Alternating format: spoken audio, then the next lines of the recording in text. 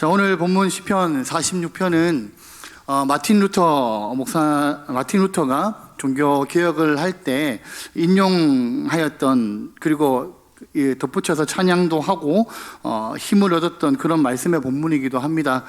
오늘 본문의 표제를 보시면 이렇게 되어 있습니다. 고라 자손의 시, 인도자를 따라 알라못에 맞춘 노래, 이렇게 되어져 있는데요. 알라못은 시편에서는 여기만 나오는 그런 말입니다. 그 뜻을 정확하게는 알 수 없지만 젊은 여인들을 의미하는 단어로 여겨지고요. 이 알라못이 왜 그렇게 여겨지냐 하면 역대상 5장 20절에 한 번 더 나오는데 여인들의 노래에 맞추어서 비파를 연주했다라는 내용이 거기에 같이 있습니다. 그래서 이 시편은 성가대 지휘자의 인도에 따라서 여인들이 높은 소리로 불렀던 노래였던 것으로 보는 것이 일반적이라는 것입니다. 자, 그러면 오늘 본문이 우리에게 가르쳐주고 있는 것은 어떤 모습일까요? 오늘 우리가 본문을 보면 한 가지를 발견할 수 있습니다. 그게 뭐냐 하면 어떤 어려움이라는 건데요. 지금 시편의 저자는 어떤 어려움 안에 있다라는 겁니다. 여러분 3절, 6절, 9절을 보시면 되는데요. 먼저 9절을 말씀을 보면 그가 땅 끝까지 전쟁을 쉬게 하시며 활을 꺾고 창을 끊으며 수레를 불사르시는 도다, 이렇게 되어 있습니다. 자, 여기서 금방 보이는 단어들이 몇 가지가 나오는데 전쟁, 활, 창, 이런 단어들이 나온다는 것이죠. 자, 6절을 한번 보시면 6절에는 문나라가 떠들며 왕국이 흔들렸더니, 이렇게 되어 있습니다. 흔들렸다라고도 번역할 수 있지만 요동쳤다, 동요하였다, 이렇게 표현할 수도 있다라는 거예요. 이 말은 무엇을 얘기하냐 하면 여러 나라가 지금 요동치고 있다라는 것이죠.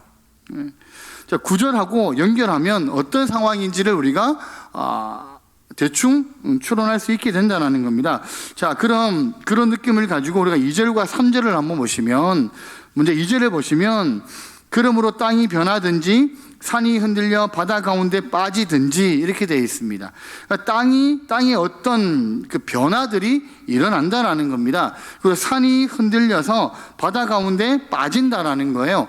3절을 보면 바닷물이 솟아나고 뛰놀고 그것이 넘친다, 이렇게 되어져 있습니다. 여러분, 지금 이 구절들이 우리에게 설명하고 있는 상황은 어떤 상황일까요? 전쟁이라는 것이죠. 전쟁의 와중 속에 우리의 고난이 얼마나 심한지를 3절과 6절과 9절을 통하여서 우리에게 암시를 주고 있다는 겁니다. 지금 우리가 생각할 때는 그럴 수 있지, 성경이 이런 기록이 한두 군데 있냐라고 생각할 수 있지만 그 상황을 직면하고 있는 사람들은 굉장히 힘들다라는 것이죠. 우리가 성경을 읽으면서 순간적으로 우리가 넘어갈 수 있는 부분이 뭐냐 하면 이들이 받고 있는 고난, 성경에 나타나는 고난을 경험하고 있는 그 사람들이 받게 되는 그 고난이 순식간에 지나가는 고난인 것처럼 우리는 생각할 수 있습니다. 왜 그렇습니까? 우리는 말씀을 읽잖아요. 읽으면서 우리는 한 가지 사건을 성경이 여러 장을 몇 장만 넘기면 그 사건들이 종료가 되어져 버리니까 우리는 이 사람들이 순식간에 그들에게 고난이 지나갔겠구나라고 생각할 수 있는데 그렇지 않다라는 겁니다. 성경 속에 나타나는 사건과 사건, 그리고 9절과 9절 사이에 그 시간의 세월이 상당하다라는 것이죠. 성경은 그 시간의 세월들을 우리에게 말씀으로 소개를 하고 있지만 사실은 그 상황들이, 그 시간들이 오랜 시간이라는 겁니다. 오늘 본문에도 이게 무슨 사건인지는 우리가 모르겠지만 오늘 본문의 상황이 진짜 어렵고 고통이 몰려오는 그런 상황이라는 거예요. 여러분, 이것이 우리가 읽었던 46편의 삶의 정황입니다. 그러니까 이 정도의 고난이 왔다라는 건, 근데 문제가 있습니다. 어떤 문제가 있냐면, 이스라엘 백성들은 항상 어려움을 당할 때 그들에게서 나타나는 특징이 있는데요. 그게 뭐냐 하면 무기력하다라는 겁니다. 이스라엘 백성들을 우리가 말씀을 통하여서 살펴보면 그들은 여러 가지 어려움과 고난들을 당하게 되는데, 그 고난과 어려움을 당할 때 이스라엘 백성들의 상태는 무기력한 상태라는 거예요. 어려움이 와도 내가 내 힘으로 그것을 이길 수 있다면 그게 우리에게는 큰 어려움이 되지 않는다라는 것이죠. 그런데 지금 이스라엘 백성들의 그 모습 안에는 그런 힘이 전혀 없다라는 겁니다. 너무 힘이 들어서 죽을 것 같은 상황임에도 불구하고 그런 힘을 전혀 낼 수 없는 그런 무기력함이 이스라엘 백성들에게는 보인다라는 거예요. 그러면 어떻게 우리가 그것을 알 수 있냐? 10절의 말씀인데요. 우리 10절 말씀을 같이 한번 읽어보겠습니다. 시작. 이르시기를 너희는 가만히 있어 내가 하나님됨을 알지어다. 내가 문나라 중에서 높임을 받으리라. 내가 세계 중에서 높임을 받으리라 하시도다. 자, 여기에 보면 목사님 말씀을 읽어도 이스라엘 백성들이 무능하다라는 얘기는 없는데요, 이렇게 질문하실 수가 있을 것 같죠. 근데 여기에 보면 뭐라고 되어 있습니까? 너희는 가만히 있어 내가 하나님됨을 알지어다, 이렇게 말씀합니다. 성경에서 하나님이 자신의 신원이 발설될 구약의 본문들, 그러니까 하나님 자신을 나타내는 구약의 본문들을 살펴보면 항상 거기에는 뭐가 덧붙여 같이 있냐면 이스라엘 백성들의 두려움과 무기력함이에요. 이스라엘 백성들이 두렵고 무기력하기 때문에 하나님께서 너희는 가만히 있어라 라고 얘기하시는 거죠. 내가 하나님됨을 너희가 알게 될 것이다, 그렇게 말씀을 하신다라는 겁니다. 이 시편 46편의 위기는요, 사실은 이 10절을 통하여서 고조되기를 시작한다는 거예요. 고통은 이루 말할 수 없는 고통인데 이 고통에 대해서 내가 아무것도 할 수 있는 힘이 없다라는 것이죠. 그것이 지금 시편 46편의 고통의 현장이라는 겁니다. 여러분, 근데 오늘 시편이 이런 고통에만 초점을 맞추어 간다면 우리는 이 말씀을 읽으면서 되게 힘들었을 거예요. 왜 이렇게 고통밖에 없을까라고 우리가 생각했을 겁니다. 근데 오늘 말씀은 우리에게 무엇을 말씀해 주냐 하면 이런 고통과 상황을 어떻게 극복했느냐, 여기에 훨씬 더 초점을 맞추어서 우리에게 말씀하더라는 것이죠. 여러분, 성경은 우리가 얼마나 고통이 심한가를 노골적으로 잘 표현해 주고 있습니다. 성경에 나타나는 인물들의 모습이나 사건들을 바라보면 그들이 겪게 되는 고통이 얼마나 심한지 성경은 굉장히 노골적으로 우리에게 말씀을 합니다. 근데 그 노골적인 어려움과 고통보다 더 충실하게 우리에게 묘사하고 보여주고 있는 건 뭐냐 하면 하나님이 그래서 그들을 어떻게 구원하셨냐라는 거죠. 그것이 성경이 우리에게 보여주고 있는 사건들에 대한 모습이라는 거예요. 하나님의 구원의 사건, 그래서 하나님이 우리에게 어떤 은혜를 주셨는가, 어떤 구원을 주시는가, 여기에 더 많은 것들을 성경은 우리에게 기술해 주고 있다는 겁니다. 그래서 우리도 물어보셔야 되는 거죠. 무엇을 물어봐야 되냐면, 그러면 이런 처참한 상황 가운데 이런 두려움과 무기력함에 놓여져 있는 이 이스라엘 백성들이 어떻게 구원을 받을 수 있었느냐라는 겁니다. 이렇게 어쩌면 어처구니 없는 힘이 없어서 스스로 이겨나갈 수 없는 그 힘든 상황 속에서 어떻게 이스라엘은 다시 새로워질 수가 있었느냐라는 것이죠. 여러분, 그 질문에 시인이 우리에게 답을 합니다. 어떻게 답을 합니까? 8절 한번 보실까요? 8절 말씀을 같이 한번 읽겠습니다. 시작. 와서 여호와의 행적을 볼지어다. 그가 땅을 황무지로 만드셨도다. 자, 8절의 3번절을 보면 와서 보라 이렇게 되어져 있죠. 여기서 와서 보라는 말은 그냥 단순하게 한 번의 사건을 봐라, 그냥 직관해라, 직접 보면 된다, 이렇게 단순하게 우리에게 얘기하고 있는 게 아니라는 겁니다. 여기서 와서 보라는 말은 여호와께서 지금까지 해오셨던 과거들을 돌아보고 또 오늘 현재 우리의 삶에 하나님이 어떤 은혜를 주시는지를 주목해보고 앞으로 미래에 하나님이 우리를 어떻게 하실지를 믿음으로 응답하라는 거예요. 그것을 얘기하는 차원에서 와서 볼지어다 이렇게 말을 사용하고 있다라는 겁니다. 우리가 우리에게 보라라고 했으니까 우리는 봐야 되겠죠. 46편이 누구의 노래라고 되어 있습니까? 고라 자손의 노래라고 되어 있습니다.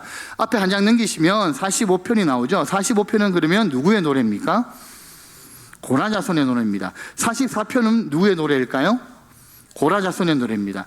그리고 몇 편을 보시냐면 42편은 누구의 노래일까요? 네, 답은 다 똑같습니다. 고라 자손의 노래입니다. 자, 우리가 1편부터 10편을 우리가 보통 5권을 얘기하는데요. 10편을 1권을 우리가 어떻게 나누냐 하면 1편부터 41편까지를 10편 1권이라 그래요. 자, 2권을 어떻게 시작하냐 하면 42편부터 시작되어지는 것이 2권의 시작입니다. 근데 2권을 시작하는 이 10편 42편부터 계속적으로 노래하는 게 뭐냐 하면 누구 자손의 노래라고 소개하는 겁니까? 고라 자손의 노래라고 소개한다라는 거죠. 여기 어디까지 그렇게 얘기하냐 하면 49장까지, 49편까지 계속적으로 고라 자손의 노래라고 소개를 합니다. 10편 2권이 시작되면서 고라 자손들이 하는 노래들을 계속하고 있어요. 근데 이 고라 자손의 시를 우리가 읽어보면 42편부터 시작되어지는 49편까지의 고라 자손의 모든 시를 우리가 읽어보면 이 시에는 인간이 경험하는 고통과 고초와 그리고 그 인간의 한계에 봉착해서 어떻게 할 줄 몰라 하는 그런 상황들이 있었지만 그런 상황들 속에서 그들이 어떻게 믿음으로 극복했는가를 잘 보여주고 있는 것이 고라 자손의 시라는 거예요. 그러면 오늘 고라 자손이 8절에서 뭐라고 와서 얘기합니까? 노래하고 있는지 한번 보면 보라는 거죠. 봐라, 하나님이 행하신 일들을 봐라 이렇게 얘기합니다. 이 말이 뭘 말해주냐 하면 하나님을 경험했던 사람, 하나님을 만났던 사람, 그리고 성경을 읽고 하나님에 대해서 배웠던 사람들은 야, 이제 나도 하나님에 대해서 알게 됐어, 이 차원에 머물지 말라라는 겁니다. 이 차원에 머물지 말고 그 하나님을 어떻게 가슴속에 우리가 새길 것인가, 그 하나님을 어떻게 내가 마음에 새기면서 살아갈 것인가, 그 작업을 계속적으로 요청하는 구절이 뭐냐 하면 8절이라는 거예요. 와서 볼지어라, 이 말이 단회적으로 끝나는 게 아니라 계속적으로 과거부터 미래까지 이어지는 모습들을 우리에게 보여주고 있다는 겁니다. 여러분, 조금 더 얘기하면 이스라엘 백성들에게 시편에 지금 저자가 뭐라고 얘기하냐 하면 이스라엘 백성들아, 너희는 잊지 말아라라는 거죠. 너희들은 하나님을 기억해라, 그 뜻이에요. 그런데 여기서 와서 보라는 말을 우리가 어디에 적용할 수 있냐면 과거에 있었던 이스라엘 백성들의 사건에 우리가 한 사건에 적용할 수가 있습니다. 그게 뭐냐 하면 출애굽이죠. 출애굽. 여러분, 이제 이스라엘 백성들이 10가지 재앙으로 인하여서 하나님께서 그들을 출애굽하게 만들어 주셨습니다. 근데 그들이 출애굽하면서 그들의 마음이 편했나요? 그들 앞에 이제는 고속도로처럼 이제는 모든 것들이 다 해결되는 그런 일들만 남아 있었나요? 그렇지 않았다는 거예요. 그들이 출애굽에서 나왔지만 그들의 뒤를 쫓아서 누가 오게 됩니까? 애굽의 군대가 그들을 쫓아서 오게 되고요. 그들 앞에는 뭐가 있습니까? 홍해 바다가 그들 앞에 막고 있다는 겁니다. 자, 강대한 바로의 군대는 우리를 죽이러 오는데 앞에는 홍해가 막고 있어요. 그때 이스라엘 백성들은 절망 가운데 빠지게 되죠. 야, 이제 우리가 죽게 되었다라고 얘기를 하잖아요. 그때 하나님이 어떻게 하십니까? 하나님이 구름과 흑암으로 이스라엘 백성들과 애굽 바로의 군대의 사이에 장막을 만드십니다. 그래서 이 바로의 군대가요, 그 어둠을 뚫고 이스라엘 백성들을 가까이 가지를 못해요. 그러고 난 다음에 어떻게 합니까? 하나님께서 동풍을 부르셔서 밤새도록 바닷물이 갈라지게 만드시는 거죠. 그리고 그 마른 땅을 건너가게 만드시잖아요. 그 장면을 지금 누가 보고 있는 거예요? 이스라엘 백성들이 지금 보고 있는 거죠. 그들의 눈으로 지금 그 장면을 보고 있는 거예요. 뒤에는 바로의 군대가 우리를 죽이러 오고 오려는 그 찰나에 구름과 흑암으로 그 사이를 가르시고 또 홍해를 일으키시고 바다를 말리셔서 그 위를 걷게 하시는 걸 누가 지금 직관하고 보고 있는 거예요? 이스라엘 백성들이 보고 있다는 겁니다. 그래서 8절에서 적용할 수 있는 사건이 우리는 그 사건을 알 수 있다는 것이죠. 출애굽기 15장에 오면 그래서 그 이스라엘의 남자들과 여자들이 서고치고 묵치면서 하나님의 은혜를 찬양하는 장면이 나타나더라는 거죠. 여러분, 이 시편의 저자가 이 8절을 통하여서 보라, 볼지어다, 와서 볼지어라라고 얘기하시는 것은, 말하고 있는 것은 그 과거에 그들에게 주어졌던 그 사건들도 포함이 되어 있다라는 거예요. 그런 사건들을 통하여서 이스라엘 백성들을 건져내시고 구원해 주신 하나님을 기억하라는 겁니다. 예. 여러분, 그뿐만이 아니죠. 하나님은 이스라엘 백성들이 여러 전쟁 가운데 진짜 그들이 이길 수 없는 싸움을 하나님께서 직접 싸워주셔서 그들에게 이기게 하셨죠. 그걸 이스라엘 백성들이 또 어떻게 한 겁니까? 본 거죠. 그러니까 우리가 하나님의 말씀을 배우고 알게 된 그 하나님을 그냥 우리의 이론 속에 묻어두지 말라는 거예요. 우리를 위해서 행하신 그 하나님의 일들을 기억하고 그 진리를 그대로 붙잡으라는 것이죠. 믿음으로 붙잡으라는 겁니다. 여러분, 성경을 통해서 우리가 배웠던 그 말씀을 오늘 우리가 좋은 말씀을 들었네. 내 마음속에 감동이 왔었으니까 됐네. 오늘 기분 좋게 내가 이제 집으로 돌아갈 수 있겠네. 그냥 이 차원에서 끝내지 말라라는 겁니다. 무슨 말입니까? 내 마음에 울려주시는 하나님의 약속의 말씀으로 받으라는 거죠. 과거에 이스라엘 백성들을 구원하여 주셨던 그 하나님께서 그 말씀들을 통하여서 오늘도 나로 그렇게 살게 하시는 하나님이시라는 겁니다. 그 하나님을 믿으라는 것이죠. 여러분, 그래서 우리가 말씀을 통해 하나님을 아는 것만큼 우리의 신앙이 변하게 되는 것입니다. 여러분, 우리가 말씀을 공부하면 공부할수록 하나님이 더 좋을 수밖에 없잖아요. 아멘이시죠? 왜 그러냐 하면 그 말씀대로 하나님이 우리에게 하신다라는 겁니다. 말씀을 배우면 우리가 어떻게 돼요? 마음 가운데 그 말씀을 새기게 되죠. 그 말씀을 우리가 부여잡아야 되는 거죠. 또 그 말씀을 생각하고 묵상하면서 그 말씀을 가지고 우리는 살아가야 되죠. 결국엔 뭐예요? 하나님의 말씀이 내 마음 가운데 자리매김하게 된다는 겁니다. 여러분, 구약에 나오는 이스라엘 백성들의 죄를 하나님이 지적하실 때요, 두 가지의 용법으로 지적하세요. 첫 번째는 뭐냐 하면 현상을 지적하시고, 두 번째는 근원적으로 지적하십니다.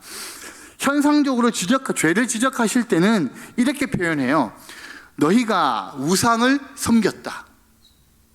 성경에 많이 나오죠. 너희가 우상을 섬겼다, 이렇게 말씀합니다. 여기서 얘기하는 우상이라는 건 바알을 의미할 수도 있고요, 더 중요한 건 하나님 외에 다른 어떤 것을 더 좋아했다라는 의미예요. 그래서 하나님께서 이스라엘 백성들이 죄를 지으면 너희가 우상을 섬겼다, 이렇게 얘기합니다. 근데 조금 더 근본적으로 죄를 지적하실 때는 하나님이 뭐라고 말씀하시냐 하면 너희가 나를 잊었다, 이렇게 말씀하시는 거죠. 그러니까 그게 더 근본적이라는 거예요. 하나님이 내 삶 속에 역사하신 것들을 까맣게 잊어버렸다라는 거예요.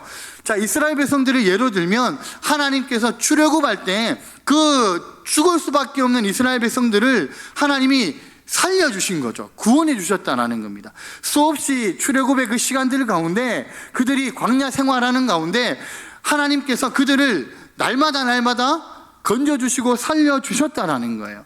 근데 이스라엘 백성들이 출애굽이 끝나고 그들이 가나안 땅에 들어갔을 때 그들에게 역사하셨던 그 하나님의 사건과 기억들을 어떻게 해버렸어요?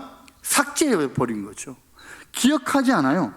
하나님이 그들에게 주신 말씀들을 배웠음에도 불구하고 그냥 잊어버리는 겁니다. 그러니까 하나님이 그들이 죄를 지었을 때 너희가 나를 잊었다라고 말씀하시는 거죠. 여러분, 그러면 우리는 어때요? 우리는 하나님이 우리에게 행하신 일들과 우리에게 베풀어 주신 은혜들을 우리는 잘 기억하고 있습니까? 우리에게는 하나님이 우리에게 베풀어 주신 은혜가 잘 저장이 되어 있냐라는 겁니다. 근데 잊어버린다 그래가지고요, 그냥 단순히 우리 머릿속에 저장되었던 것들을 지워버리는 것이 아니라 우리 삶에 활동하셨던 그 하나님을 우리가 지워버렸다라는 얘기예요. 무슨 말입니까?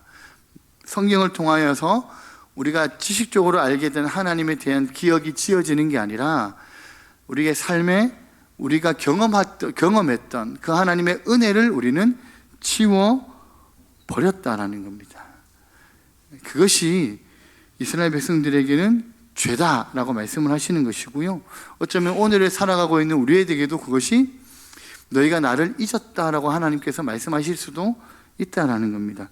여러분, 우리가 우리의 삶에 가장 어려울 때 어떻게 우리가 극복해 나갈 수 있을까요? 이스라엘 백성들이 그들의 어려운 삶의 여정 가운데 그들은 어떻게 그것을 극복할 수 있었을까요? 방법은 하나죠. 하나님의 은혜를 잊지 않는 겁니다. 하나님이 그들에게 베풀어 주신 그 기억의 그 사건들과 그 기억들을 잊지 않는 것이라는 거죠.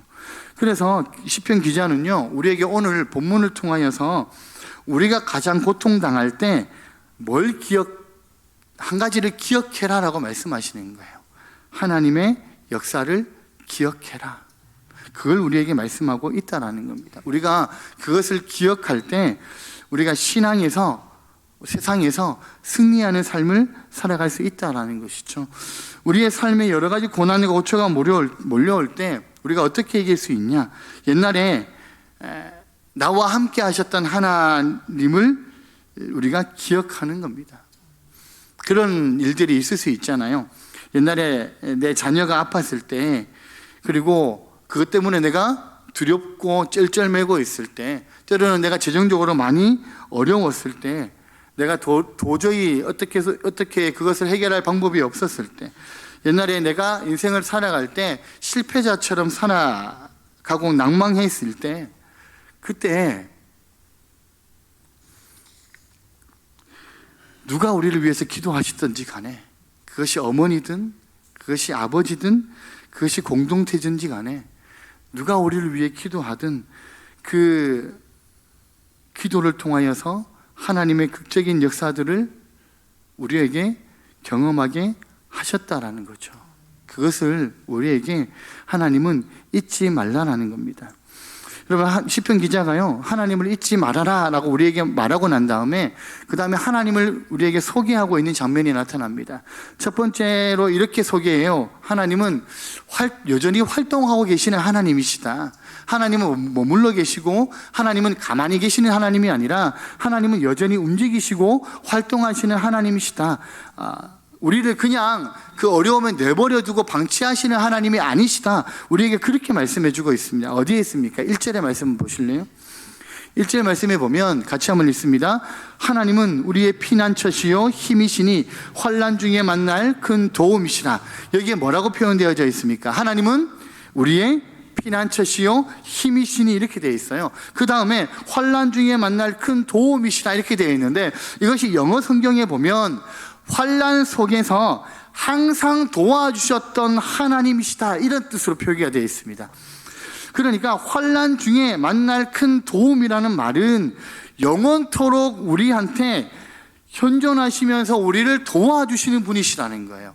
잠깐 한순간 우리를 도와주시고 끝내시는 분이 아니라 영원토록 우리와 함께 하시면서 우리를 도와주시는 분이시라는 거죠. 그분이 누구라고 지금 시편의 저자는 우리에게 소개합니까? 우리 하나님이시다. 여러분, 내가 고난 중에 있을 때요, 나를 돕는 분이 계시다라는 거예요. 내가 지금 굉장히 어려워하고 있을 때 하나님은 내 곁에 항상 계시는 분이시라는 거죠. 그래서 영원히 나를 떠나지 않고 함께 계셔서 나를 도와주시는 분, 나에게 손을 내밀어 나를 일으켜 주시는 분, 그 하나님을 지금 시편의 저자는 우리에게 소개하고 있다라는 겁니다. 이 하나님을 절대 잊지 않는 우리 모든 성도님들이 되시기를 주님의 이름으로 축복합니다. 근데 이 하나님 외에요. 또 하나님을 다르게 또 설명하기도 합니다. 어떻게 설명합니까? 7절과 11절인데요. 7절과 11절이 같은 말이에요. 같은 말씀이에요. 7절만 보겠습니다. 7절 말씀을 같이 한번 읽겠습니다. 시작. 만군의 여호와께서 우리와 함께 하시니 야곱의 하나님은 우리의 피난처시로다. 자, 7절에 보면 뭐라고 말씀합니까? 어떤 하나님요? 만군의 여호와께서 우리와 함께 하시니, 그렇게 되어 있습니다. 자, 만군의 여호와가 우리와 함께 한대요. 근데 이 만군의 여호와라는 말씀의 뜻은, 이 이름의 뜻은 무슨 뜻일까요? 여기에는 이런 함축적인 의미가 있습니다. 뭐냐 하면, 우리를 구원하시는 만군의 여호와는 이 세상의 어떤 군대보다 강력한 군사가 되신다라는 거죠. 그러니까 이 세상의 그 어떤 군대도 이길 수 없는 절대적인 군대, 그게 만군의 여호와라는 뜻이에요. 여러분, 이 만군의 여호와가 가장 먼저 나타나는 데가 어딘지 아세요? 출애굽이 끝나고 난 다음에 사무엘상에 보면 만군의 여호와가 처음 나타나요. 그러니까 출애굽의 역사가 다 끝나고 난 다음에 그 출애굽의 역사들을 바라보면서 이스라엘 백성들이 그들 가운데 행하시고 함께 하시고 경험하셨던 그 하나님을 이끌어서 뭐라고 불렀다고요? 만군의 여호와라고 불렀다고요. 여기는 두 가지 의미가 나와 있는데요. 첫 번째는 뭐냐 하면, 좀 쉬운 사건을 얘기하면, 앞에서 우리가 출애굽의 사건을 얘기했잖아요. 바로의 그 군대를 무력화시키는 이 하나님은 실제적인 군대의 장수라는 뜻을 갖고 있어요. 그러니까 바로의 군대를 무력화시키고 그들을 몰살시키셨던 그 하나님이 실제적인 우리 이스라엘의 군대의 대장이시다라는 것이죠. 이 세상의 어떠한 악의 세력보다 강력한 군대다라는 뜻을 가지고 있다라는 겁니다. 또 한 가지 만군의 여호와라는 말의 또 다른 의미는 뭐냐면, 이 땅의 어떠한 신들이나 어떠한 영들보다도 훨씬 더 지극히 높으신 존귀하신 분을 얘기할 때 만군의 여호와라 그래요. 쉽게 말하면 물질 세계와 영적 세계의 최고의 지존자라는 거죠. 하나님이 그냥 독보적이신 하나님이십니다라는 겁니다. 이 세상에 그 어떤 것도 그 하나님에게 비견될 수 있는 것은 아무것도 없습니다. 그 말을 할 때 만군의 여호와라고 얘기를 한다는 것이죠. 여러분, 우리에게도 그 하나님께서 만군의 여호와가 되십니다. 우리가 치르는 전쟁 가운데 그분이 대장이 되시고요, 그 대장 되시는 하나님께서 이 세상에 존재하는 이 세상과 영적인 그 모든 세계의 지존자가 되신다는 거예요. 여러분, 이 만군의 여호와가 어떤 일을 하십니까? 6절 한번 보시겠습니까? 6절 말씀을 같이 한번 읽어보겠습니다. 시작. 문나라가 떠들며 왕국이 흔들렸더니 그가 소리를 내시며 땅이 녹았도다. 자, 이 말이 무슨 말을 의미할까요? 출애굽의 사건을 우리가 예를 들면, 바로의 군대가 우리를 쳐들어 왔을 때 바다를 통하여 그들을 하나님이 수장시키시죠. 그러니까 승리하신 우리 주님이 이제는 어떻게 합니까? 한 번 더 이스라엘 백성들을 괴롭히는 그 세력들을 땅에 녹이시겠다라는 거예요. 땅을 녹이셔서 그들을 잡아먹으시겠다라는 것이죠. 그들을 이기시겠다라는 말입니다. 출애굽하고 난 다음에 이제 광야 생활을 할 때 이스라엘 백성들이 수없이 많은 전쟁들을 치르거든요. 그 모든 전쟁을 하나님이 어떻게 하시겠다고요? 내가 이겨주겠다라는 거죠. 이 말을 우리에게 조금 바꾸면, 하나님은 우리의 모든 두려움과 전쟁을 이기게 하시는 하나님이시라는 겁니다. 시편 2편에 보시면 세상의 군왕들이 나타납니다. 서로 연합해가지고요, 여호와와 그의 기름 부은 자들을 대적하죠. 근데 이 시편 2편 4절에 보면 뭐라고 되어 있냐면 이렇게 되어 있어요. 하늘에 계신 이가 웃으시며 주께서 그들을 비웃으시리로다. 세상의 군왕들이 아무리 군대를 모으고 하나님과 하나님의 기름 부으신 왕을 대적한다 할지라도 하나님이 하늘에서 보시고 그들을 향하여서 뭐라고 표현하신다고요? 콧웃음 치신다고요. 가소롭다는 거죠. 어디 너희들이 이렇게 얘기하신다는 거죠. 여러분, 그게 우리에게, 이스라엘 백성들에게 만군의 여호와시라는 거예요. 세상이 우리를 향하여 비웃죠.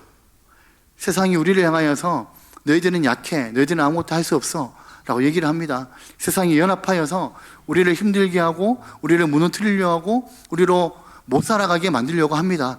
근데 그 광경을 하나님이 하늘에서 지켜보시면서 뭐라 하신다고요?